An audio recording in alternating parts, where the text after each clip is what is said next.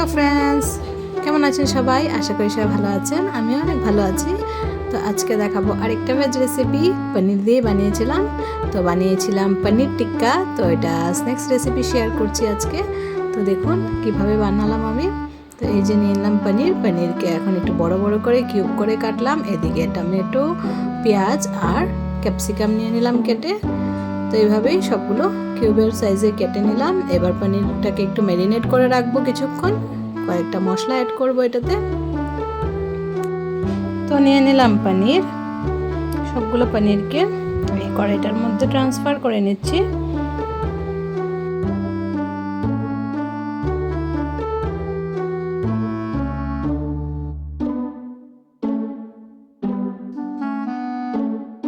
তো পনিরে দিয়ে দিচ্ছি এখন হলুদ দিব, তারপর দিয়ে দিব নুন দিয়ে দিব। তো নুন দিয়ে দিলাম।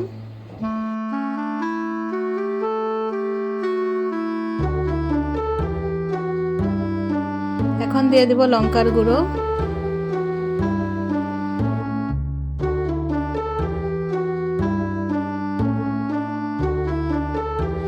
আর দিয়ে দিচ্ছি জিরে গুঁড়ো।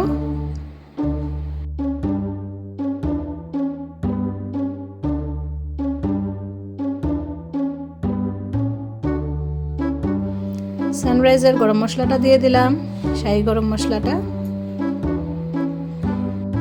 আর দিয়ে দিব পনির বাটার মশলা। তো এটা একটু বেশি দেব।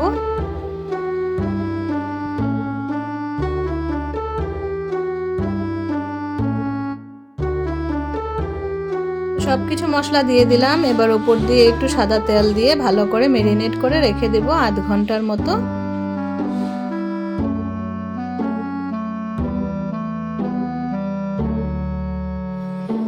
তো হালকা হাতে সবকিছু মেখে নিচ্ছি, না হলে তো পনিরগুলো গুঁড়ো হয়ে যাবে, ভেঙে যাবে। তার জন্য এবার যেগুলো সবজি ছিল সেগুলো অ্যাড করে দেব। পেঁয়াজ, টমেটো আর ক্যাপসিকাম এটাকেও মশলার সাথে ভালো করে কোট করে রেখে দেব। আস্তে আস্তে করে সবকিছু একসাথে মিক্স করে নিচ্ছিলাম।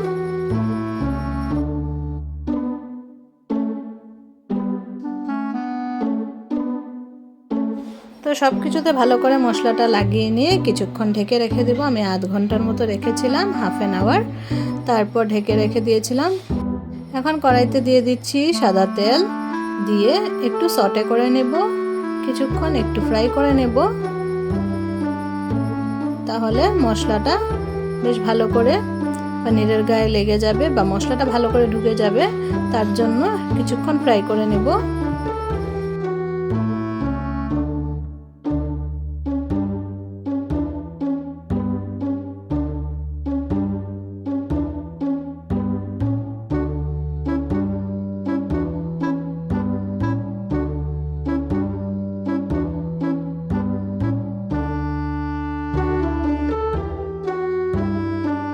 কিছুক্ষণ ধরে ফ্রাই করে নিচ্ছি। এটা এভাবে একটু বেশিক্ষণ ফ্রাই করলে এভাবেও খাওয়া যাবে, আবার টিক্কার মতো বানিয়েও খাওয়া যাবে, দুটোই ভালো লাগবে। তো এই যে কিছুক্ষণ ধরে ফ্রাই করে নেব।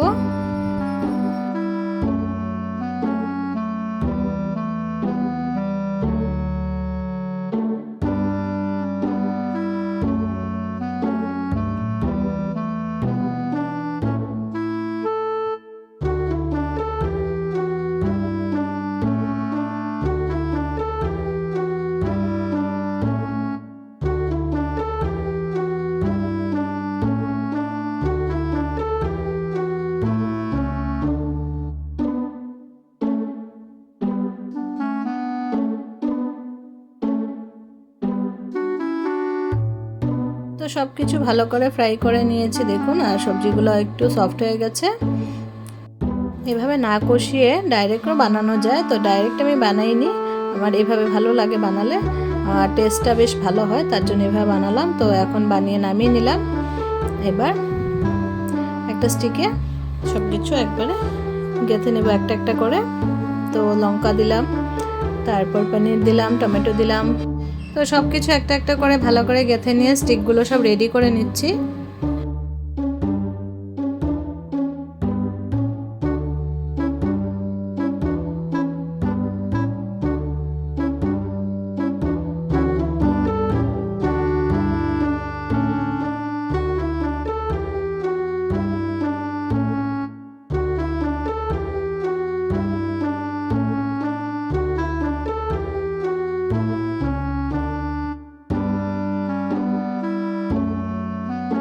তো 4টা স্টিক রেডি করলাম। প্রথমে এই 4টা স্টিক বানিয়ে তারপর আবার বাকিগুলো পরে বানাবো। তো এই যে স্টিকগুলোকে এবার একটা নেট রেখে আগুনের উপর পুড়ে নিচ্ছি ভালো করে। তো একটা স্মোকি ফ্লেভার আসবে, বেশ ভালো লাগবে তার জন্য। আর এটা না করলেও এমনিতেও খাওয়া যাবে, আবার এভাবে কড়াইতে না কষিয়ে ডাইরেক্ট এভাবে পোড়াও যাবে। তো দুটোভাবে আপনারা এটাকে খেতে পারবেন বানিয়ে।